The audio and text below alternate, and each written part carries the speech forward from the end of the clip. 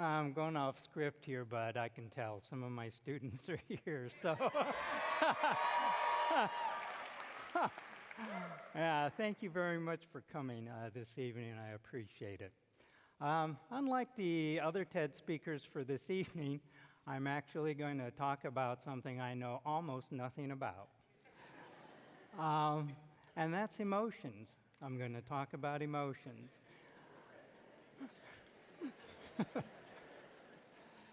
Now, I know I feel them every day just like you do, but just because I feel them doesn't mean I really understand them or have any comprehension of what's going on.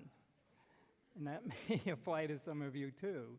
But to get off onto the topic, I'd like to give you a little story that talks about emotions. I remember this event many, many years ago. I was, many years ago when I was 5 years old and getting ready to attend kindergarten. I'm a third-generation Asian American, but I did not speak English at the time. To make things a little worse, I was the only Asian American in kindergarten. And if that wasn't bad enough, I was the only Asian American in the entire elementary school. But if that wasn't enough,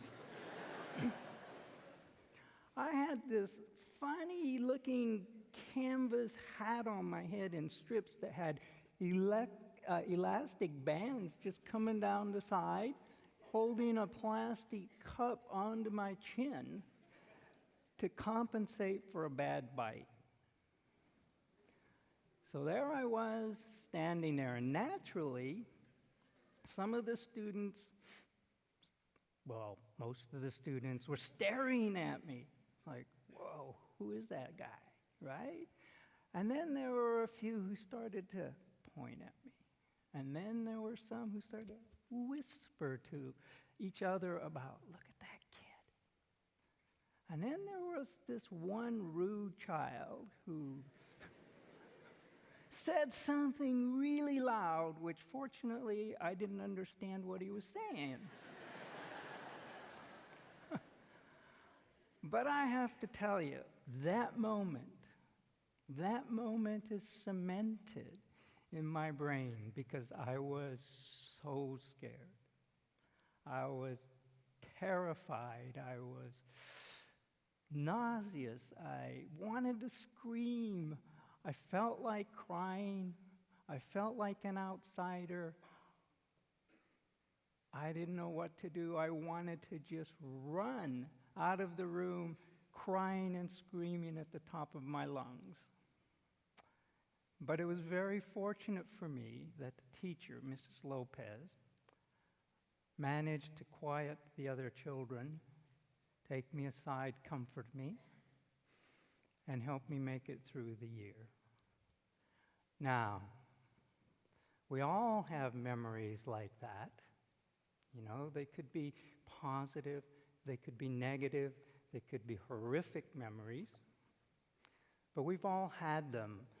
I'm sure most of the students in this class can kind of remember the first day when they opened up that envelope that told them that they had gotten accepted to the college of their choice.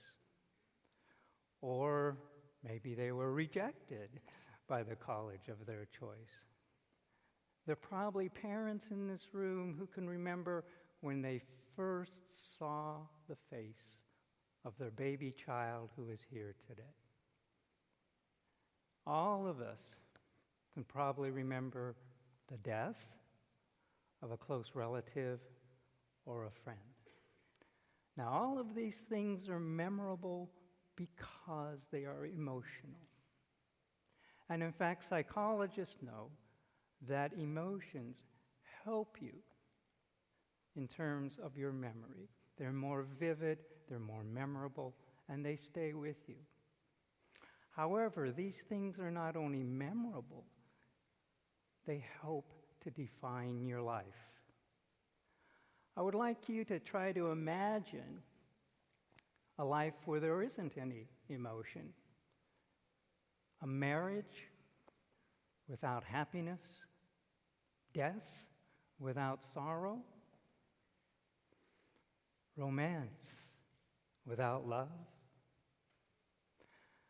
having a job, pursuing a career, or picking a major for which you feel no passion or enjoyment. Our life is defined by the emotions that we feel. If you have no emotions, there are no memories. Not only that, emotions, as we know now, help individuals to make better personal decisions. How is it that you decided to come to CalPolys? The parents, how is it that you decided to marry your particular spouse? Students, how is it that you chose to be in a particular major? We know that if you can't feel emotions, you cannot make decisions. As a result, emotions not only define your life, but they help to direct it and to understand them so that you can take your life along meaningful pathways is something I feel is very, very critical to the educational process. Now, with the feelings that I have about emotions, I've asked myself, well, what does society and the culture believe about emotions? My wife, for whom I feel emotions, yay. I love that woman. She's sitting right over there. Oh my God. Wow, I can hardly go on here. Okay. Yeah.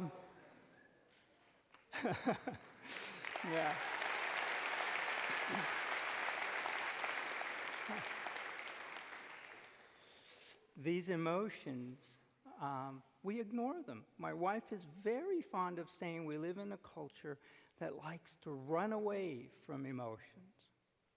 And I've always said, at the very minimum, we ignore them, or we try to deny them.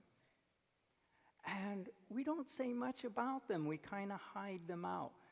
We don't ever talk about them much, but we should. And I felt then that our institutions of higher education also ignore emotions. You know?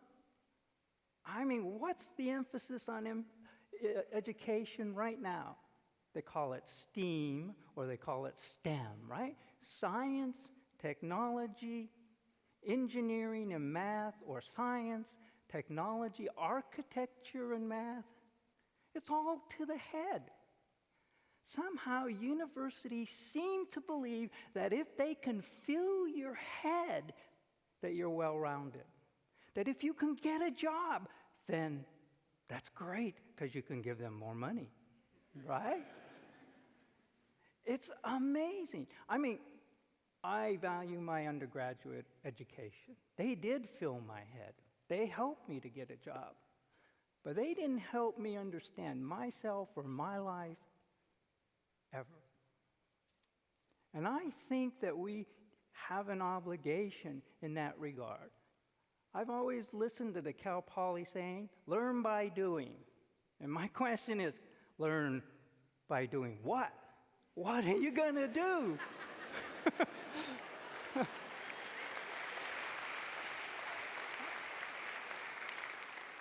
I mean, I want to change that a little bit. Like, learn by doing something, okay? And feeling. But I know what I want you to feel, your emotions. But this isn't what the university ever seems to emphasize. I was at a meeting, and the first topic, very important, what percentage of our students are graduating in 4 years? I'm like, what? That's going to take up this meeting?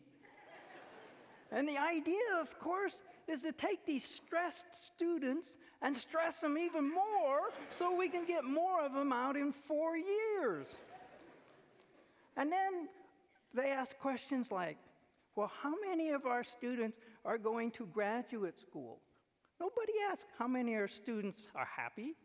No, how many are going to graduate school? We need more, right? How many got a job the first year after graduation? What is the median grade point average of students at CalPolys? My own institution writes me on emails and letters and says, for the alumni magazine, please tell us what you're doing. And I thought, what? What do you mean, what I'm doing? Don't you want to know how I feel about what I'm doing? Like, my job is really terrible, right? I'm depressed. I can't relate to my kids. My cat doesn't like me, but I love my wife.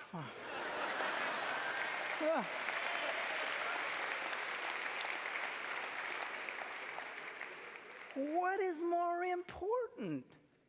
You know, a quarter of all college students are depressed at any given moment in time.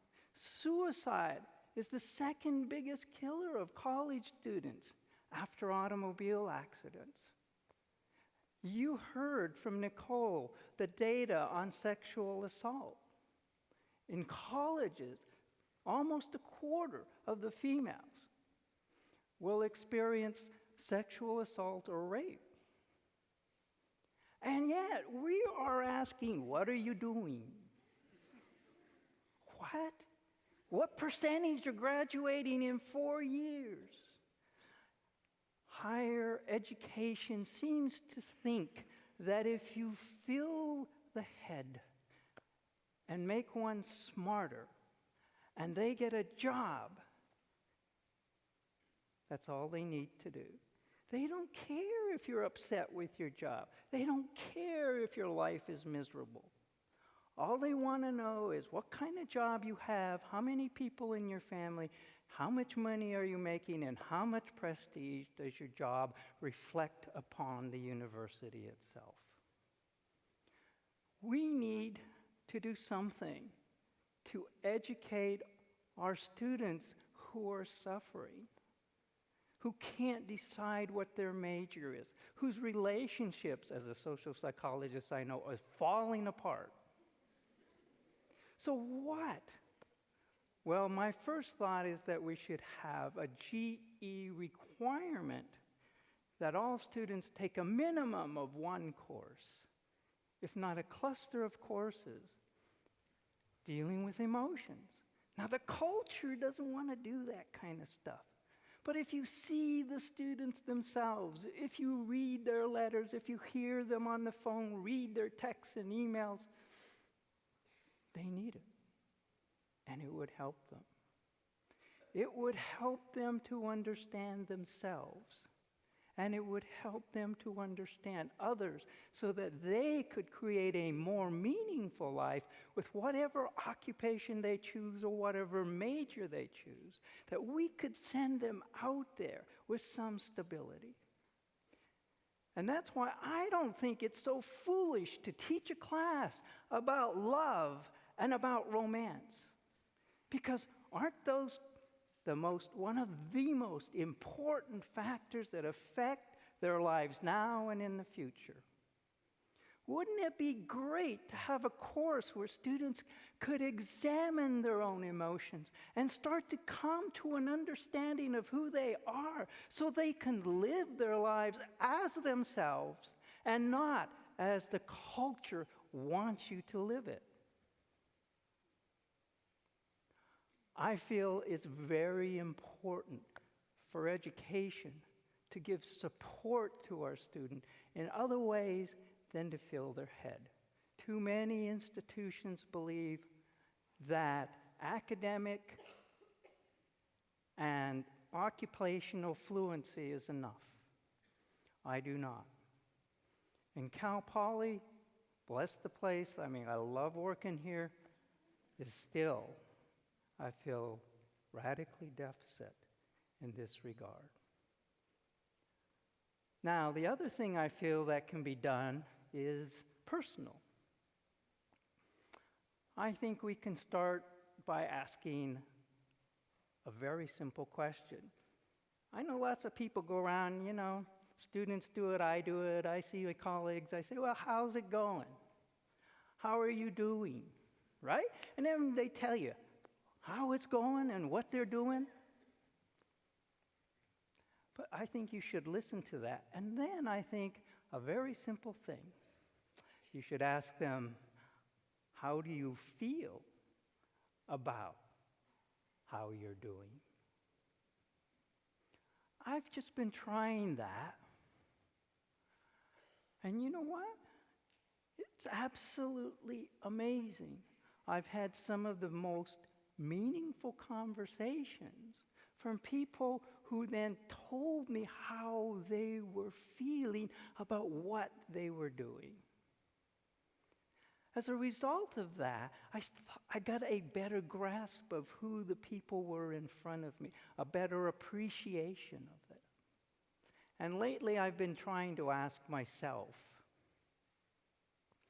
well, how do you feel about what you're doing? And why do you feel that way? I've been trying to get a grasp of a more meaningful life for myself in these later stages. I think it's important that one understand themselves in light of their emotions and use these emotions to direct them in ways that will lead to a very meaningful, qualitative life. That's what I want for students. I don't want just a job. I don't want them just to be smart in the head. The university says and believes that we give a well-rounded education. I would beg to differ, because the quality of life that our students have after graduation is unexamined. Now, I do feel like emotions are like the Force in Star Wars. You really have to feel the Force. You have to get in touch with the Force. And the Force can then direct you in the paths that you should take. And so I like to try to listen sometimes.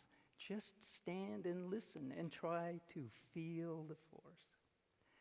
Because that force, that emotion, I am discovering at the late stages of my life, is probably the thing that I have ignored for way too long.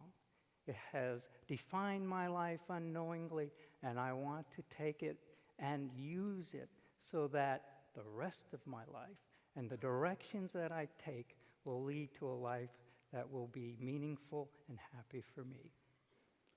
And I hope that universities start to grasp this concept with their students suffering and being miserable, that we don't just talk about jobs and grade point averages and graduate schools, but the quality of person that we are graduating.